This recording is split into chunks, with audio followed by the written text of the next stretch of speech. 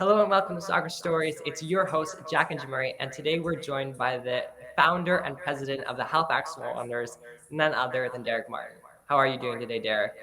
I'm doing great. It's great to hear from you, Jack, and to be back on. It's been a few years. Yeah, it has been a few years, and I'm super excited to interview you, and the pleasure's all ours. So, my first question for you is I know you were a professional American footballer, but how did you end up falling in love with the beautiful game? Yeah, it's a kind of long and windy road, but I played American football growing up. I'm from Hamilton, Ontario, so with the Hamilton Tiger Cats there, football was sport number one. So grew up loving football and played quarterback for my high school team and got recruited to go out to St. FX, which is my kind of introduction to Nova Scotia back when I came out in 1995. Played there for 5 years. We were lucky enough to have some success and won a few league championships and got to play in the Vanier Cup, which was fun. I got to go play in Europe where I saw my first soccer game ever. I was actually just telling this story a couple weeks ago, but I was very fortunate because my very first game ever was a Champions League game between Arsenal and Bayern Munich. So I saw the best of the best, I think, to start. Yeah. And lived in Europe for a couple of years and then moved back to Canada and Toronto, got into the sports business, met my wife who's from Halifax, moved out here. And really, I'd been doing a sports and entertainment business for about 10 years, just trying to do different events, bring interesting different things to the city. And didn't really see soccer, football, as my future, but did see potential in this great piece of property called the Wanderers Grounds that was sitting idle in downtown Halifax. And I'd always ask questions and out of curiosity, it's just like, why aren't we using this? Why isn't this field more utilized? We don't have an outdoor sports and entertainment venue in our city. Why aren't we trying to take advantage of this great piece of property right in the heart of downtown?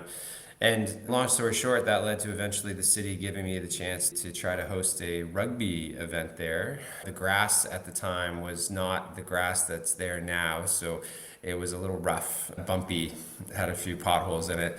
But with a little bit of work, it was okay for rugby. It just wouldn't be okay for soccer. And that event, through a few twists and turns, eventually led to the city seeing the value in the Wanderers grounds, and they agreed to resurface it and put in the beautiful pitch that we have now. And this whole life is about timing. And right after we had got the city to agree to redo the pitch, I got a call out of the blue from a friend of mine who was in Toronto in the sports business, who had just been hired, Paul Byrne, just been hired to work for this new league, this new soccer league that was starting up in Canada. And I was the guy he knew on the East Coast and wanted to ask some questions about how could we make this league coast to coast, and who are the people and where are the places, and how can we get started to try to make this thing happen in Halifax. And I said, hey, your timing is great because I just found out that we're going to have this amazing grass pitch, the only grass pitch that exists in this region, in the best location, I think, for a professional sports team. Let's go. Let's do it. And it went from there. And then here I am now, almost 10 years later, a few years of work before we launched and then launching back in 2019. And here we are entering our seventh season in 2025. It's quite a thing to think back on. That's really interesting. So you fell in love with the pitch because I think there's some history with that pitch, right? The Wanderers There ground? sure is, yeah. Yeah, the Wanderers Grounds has been around since 1882. The founding folks of Halifax decided that it was a great place then to have their sports venue, and the Wanderers Amateur Athletic Club were the ones that were in charge of the field and the clubhouse, and they had soccer teams and rugby teams and a bunch of different things, and they'd compete against the amateur athletic clubs from Montreal or Toronto. And there's quite a long history, and that existed for about 100 years. And then in kind of the 70s, 80s, things just started to fall into a state of disrepair, and the Wanderers Amateur Athletic Club disbanded and turned the field over to the city, and the city managed it more so as just an open park type field versus a premium Class A field, and that's what kind of led to its demise over 20 or 30 years to the point that I found it. And then I'm really proud that we've helped bring it back, and now it's a jewel kind of in the heart of Halifax, and it's really helped us build what we've built here with the Wanderers. Yeah, and I personally love the field. Whenever I'm back in Nova Scotia, it's a highlight of my trip back to go see the Wanderers grounds. And as a ball boy in the first year, I loved the pitch. It was like my favorite place. Let's talk about that preparation that went into the first year. So, what do you remember about that time? What was the process? Yeah, the first year was just drinking from a fire hose. It was just, if you can try to imagine us having these ideas about what a temporary stadium could look like. Because remember, all that was there was grass. So we had to build up everything else to make it not just a fan experience, but also from a player experience. And there were no locker rooms there. There were no places to go to the bathroom. There were no places to shower. There was nothing. So we had to really design an entire stadium from scratch and figure out how to piece it together without millions of dollars. So we had this idea to use shipping containers, which are unique here, not unique to Nova Scotia, but we're a port city, so there's plenty of shipping containers kicking around. So we decided to utilize those, and what we thought was pretty creative at the time. It's been used more often since then, but we customized a bunch of these shipping containers and welded them together and cut the walls out and built rooms and locker rooms and different things and suites for our premium clients and put in stands. And we did all of these things in really a pretty short period of time. And right up, our home opener in that first year was May 4th of 2019. And I would say on May 1st, we still weren't ready. And there's not many people that know the stories, and some of them will always remain with those people. But there was a lot of sleepless nights and calling in extra people to come in and work to get things finished off to be ready for that day. But that day was magical, and it came off really well, and we had a full crowd. We were sold out. The weather was crappy. It was a typical early spring Nova Scotia day. It was wet without really raining, cold without being too cold, but certainly not nice. It was almost poetic in the weather that we got. But it was a great day, and everybody had a great time, and we won, and it was magic. And from that moment on, it's really just been on this kind of trajectory of building and growing, and certainly we've had some challenges along the way, and COVID coming along in year is certainly not part of the plan, but we survived, and here we are. Yeah, so you mentioned a couple of the challenges just there. What do you think was what was the biggest thing you had to overcome in terms of building a pro club and bringing it to Halifax? Because Yeah, it's pretty ambitious. It's Yeah. it's pretty ambitious. The fact that Nova Scotia is a little bit further. The league is spanning like the whole country of Canada. There were leagues before in the past that weren't as successful. There's a lot going on. What were you thinking about all that? Yeah, I think maybe a little bit was not being part of, I've said this before, but I think not being really part of the soccer community before helped me in many ways because I wasn't burned before. I hadn't lived through negative experiences. I researched a bit what had happened with the previous league and kind of understood why it had failed, but I wasn't part of it. I didn't have scars from it. I hadn't lost any money with it. So I think I had a belief that my experience around building out events and creating sport entertainment experiences, I believed in myself and in my team and in what we could do because I knew, and I still believe this to be true, that the key to our success isn't soccer fans. The key to our success is people who are looking for a good time and are looking for a fun experience and community. And we give them that at the Wanderers grounds, and then they become soccer fans. And that's really what our competitive advantage is because we say this all the time. I say it all the time. We're never going to say that we can compete with the Premier League or even Portugal's top flight league. Like, of course, the quality of play at this stage is better because they've been around a lot longer and it's a bigger part of their culture. You can watch those games on TV, no problem. You're going to see super high quality play. But what you don't get when you watch on TV is that shared sense of community of being in a stadium, the weather, the effects, going out to have lunch beforehand, a father and son going to have lunch before they walk down to the game, or going out afterwards, sitting in the stands together, celebrating the goal, or conversely, both being pissed off about the referee making a terrible call. These are the things that bind people together, and it's that shared experience that you only get from a live event. And that was what I really focused on. That's what I thought was our secret sauce to create an experience at the Wanderers grounds that was unique to us. And I think we've been able to do that. And I think that's why we've been successful. Is it's not about trying to say this is the greatest soccer you're ever going to see. Although I am proud that it's good quality. I think it's a great product. I think our athletes are fantastic and we work really hard at it. But it's really about enjoying a Saturday afternoon with your friends, with your family, with your former teammates, with your former school buddies, whatever it might be. It's that chance to come together and enjoy something live and in your hometown. Yeah, definitely. Like even like for me, who was like a diehard soccer fan, I knew people like in my community that weren't super diehard soccer fans, but loved going to the game or wanted to try it. And there was all this excitement about the Wanderers grounds and just going and being part of something. So I definitely think you did that.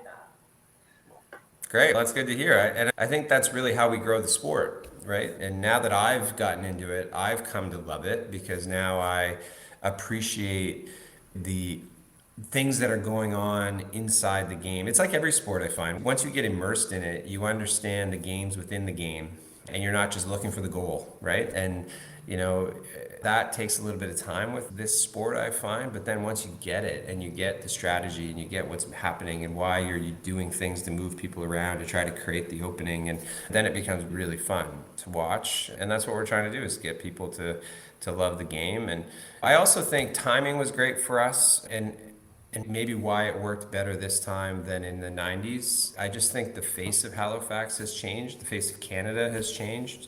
There are more people that live here who are immigrants who grew up with soccer as the sport of choice, that or maybe their only sport that they knew about. They aren't hockey people, they aren't football people, baseball. They grew up on soccer, and it's a sport, because of its global nature, it can really be a great unifier because it's simple, right? It's a simple game. People understand it. It's easy to talk about. And I think that changing face of Halifax, the timing for us was really good. This episode is brought to you by BlazePod. BlazePod is amazing tech that is great not just for soccer players, but for any type of athlete. It works by improving your quickness with a series of LED lights that can be programmed in an app. And it's a heck of a lot of fun. It's been used by pro footballers like Luka Modric and Vinicius Jr. at Real Madrid. And here's why I like it. It makes you quicker. And quickness is super important in soccer. I think that most coaches would agree that the difference between a player playing at the level that they are and the level that they want to get to, which is maybe playing a level up or playing in a more competitive division, is it all comes down to speed of play. And players tend to play to the top player on their team, but not to the next level. So that's why I think BlazePod is really important to look at. If you or your kid wants to go pro, you can get a 10% discount using my code in the show notes. I love that perspective that you have about it being an events business. And I think you've really created that experience. And I think that was really important for not only the sport of soccer, but also for Halifax, because it was feeling a little bit cut off sometimes in terms of events, in terms of concerts. You might not get the same amount as a population that size that was more central. And I think you've done a really great job about that. But I'm really curious about, just because you're so focused on the experience and the event, and you grew up with American football. So how would you say that the experience of an American football game is different from a soccer game? Yeah, this was one of the things I really was fascinated by, and really took a little bit of time for me to understand it from a business standpoint. But what's really unique about soccer that's different than any other sport, not just American football, is there's no breaks. So when you sit in your seat at the start of the game, you don't leave your seat until halftime. And that leads to a couple of things. It means the intensity is incredible because the game never stops. So your eyes never want to leave the action, because you never know when that one or two goals that are going to get scored in the game are going to happen, and they can happen in an instant. So it keeps everybody's attention, But it also means that you don't have the ability, like you do in hockey or American football, to use the Jumbotron and use music and fill up all of the gaps when there's timeouts and there's breaks in play with music and with videos up on the screen and dancers and cheerleaders. And because there's no moments to allow those things to happen, it leads to this organic fan interaction. So the fans now become the entertainment because the supporters groups start their chants and they sing the songs and they do all of these things during the game. And that's totally unique to this sport because of the way it's built, because there are no, I believe, because there's no break. It allows for that to happen. And that's why it doesn't happen in other sports, because in other sports, you're sitting there and there's a whistle and the play stops, and then right away you're bombarded with entertainment, which is fine, and lots of people like that.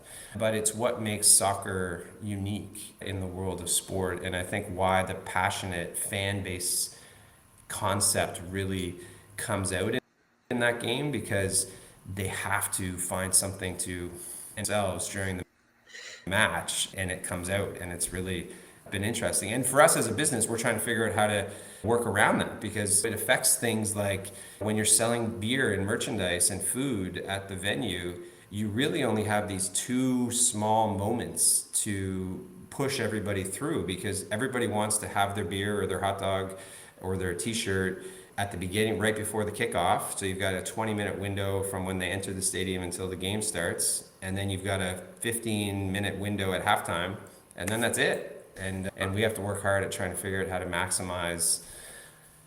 minimize lineups so that we can get people through and get the things that they want when they're at the game. Cool. Yeah. I think you've done a really awesome job with that, kind of orchestrating everything. And it's interesting as well because you've almost like Facebook, they have the platform and then it's the users that generate the content. That's the mentality you see here. You're the orchestra man, setting everything up and allowing for that to happen. And then you want to have these personalities like in the kitchen and the pirates and everything that happens organically. Yeah, no, you're absolutely right. It's our job is to facilitate and provide room for those things to happen. And one of the advantages of having a temporary modular stadium, there's some disadvantages, but one of the advantages is we could really customize each seating area to fit a different type of experience. You can go in the kitchen and you can be loud and singing and jumping up and down the whole game. You could sit in the main bleacher and watch a little bit more of the game and just be more into what's happening. You can sit in the family section, which is a little bit further away from the crazy folks in the kitchen. You can be in the suites, which is a more corporate experience where a lot of times, and there's nothing wrong with this, but a lot of times it's people's first game. They're just going, they're having a drink, they're standing around, they're barely watching the game. They hear when a goal gets scored, they look over, they get excited, and then they go back to the car. And that's okay. That's the main thing, is that there's something for everybody. And that's how I think we grow it. Yeah. Okay. So I also wanted to ask you, so like, I was curious, how involved are you with the on-team operations? You've talked a lot about the behind the scenes, but what's your involvement with the on-field stuff? Yeah, as the leader of the organization, it's my job to hire the right people, put them in place, and give them the resources and the tools they need to try to build the team. It's one of my great frustrations. I'm incredibly competitive, and I don't feel like our team has achieved enough yet on the pitch. We've tried to understand why, and we were at a disadvantage being out here on the East Coast. Back to kind of one of your first questions, Andrew. I think starting here from scratch, it put us maybe behind the eight ball more so on the football side than it even did on the business side, because there really wasn't any infrastructure here around helping players develop into professionals. We've had to try to help build that and try to get it started. And we've been at a bit of a disadvantage because a few of the other teams that started in our league, like Hamilton and Calgary, had existing academies that they were partnered with when they started. So they had this influx of players right out of the gate. And you've seen them have great success over the first 6 years because of that. So we're hopeful that we made some really significant investments this offseason. We brought in a new general manager for the first time, former Canadian international named Mark Watson, who's worked in the MLS for a number of years. He's been great. He's really helped us tweak a few of the things we do on the football side, helped us on player recruitment. Patrice Geyser, he's now going into his third year. He had an amazing first year with us. We struggled a bit last year. Lost, I think, our first 10 games, which kind of really put us behind the 8 ball. And they fought back throughout the season, but just couldn't get it back to where we wanted it to be. We're hoping for a good year this year. I think I really want to win. It's something that drives me. I think our fans have certainly supported us enough that we're doing everything possible to try to give them a winning team. But it's sport, and you never know. I just fingers crossed that we put the right group together. It's like a little chemistry experiment every year, and I say that to them when I first talk to the team. It'll never come together again. It's actually amazing when you look back over the first 6 years. Every team's different. There's some players that are continuity between. The chemistry changes the minute you put in one different guy or take one guy out. And it's really a living, breathing organism that we're trying to experiment with to get right. And then you're hoping that you don't get injuries, and you're hoping that. And in this game, it's crazy because it's one bad bounce or the referee pulls out a red card instead of a yellow card, and you're like, oh my God. And it can change just on a dime. But we're hopeful, and the beauty of sport is every year you go in thinking that it's your year, and you've got a chance to pull it off. Yeah, all right. And I'm also curious, how do you try and balance between developing and nurturing players? Because obviously you didn't originally have that like academy like Calgary or how Forge did. And also trying to be the most competitive on the field and win as much as possible and ultimately win the league. Yeah, it's an interesting one, and I believe you have to try to do both at the same time to be successful. Some teams in our league have gone all in on trying to win. Some have gone all in on player development. I greatly respect what Forge has done so far. I think they've been really good at doing both and balancing a group of veterans that can really guide the team through hard, tough moments, but also always bringing up one or two young players, giving them lots of time, letting them learn on the job, so to speak, and then being able to move them on to bigger and better things. So that's what we're trying to do. We've got a player, Thiago Coimbra, who's been with us now for 2 years as an under 21. We've spent time with him. We've invested in him. We've let him grow. We haven't rushed him. And now this is his year to see if he can take that investment in him that he's made himself too, of putting the work in to get ready to hopefully take that next step. And again, we're trying to be strategic with it. We're not going to have 10 players that we think are all capable of moving on, because I don't think you can then be competitive and give the fans the wins that they want. But we always want to have one or two players that are in that pipeline of, this year we've got a couple that are younger that are doing what Thiago did 2 years ago, and then hopefully in 2 years they're ready to ascend to that opportunity and seize it and take it. So we'll see. Yeah, it must always be difficult, like when you also want to take on some international players because of the chemistry and factors that you can't possibly vet some of these players as well as you would like, just because of the chemistry, because of how they're going to adapt to playing in this league. Yeah. In Canada, there's so many factors. It's Well, and that's where having Mark Watson join us has been helpful, because it's the same at the MLS. It's probably the same in Portugal. It's the same in the Premier League. I think it's the same everywhere. Like, you really, no matter how much money you invest in trying to scout or in trying to interview and understand the player and what they're all about, you never really know until they get here.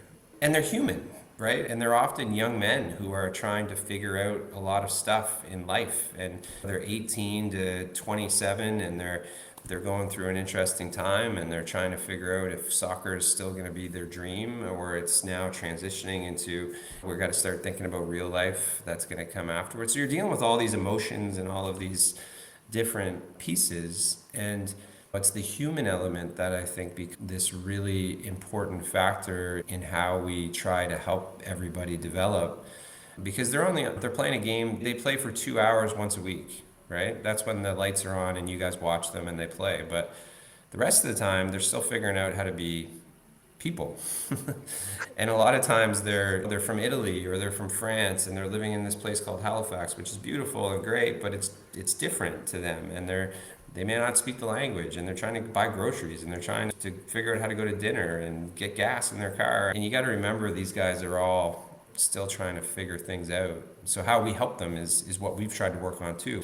And we've added some more resources as well to our operations department, where we've got a player liaison officer who's there to help them with these things. And when they have questions and where to go, they can call her and she can answer and help them out. And it's all part of it.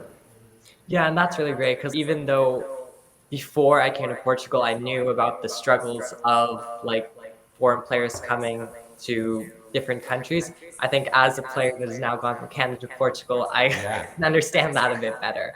Yeah, I bet. You'd be great. Yeah, you're living it on the other side of getting to know teammates, and maybe you can't speak the language with all of them, or they've grown up in different, they didn't watch the same TV shows growing up that you've watched, or had the same breakfast cereals that you've had. You just got to figure out all this stuff, and it's a great life experience, but it's sometimes unsettling, I think Yeah. maybe is the right word, and it takes guys sometimes longer to settle than others.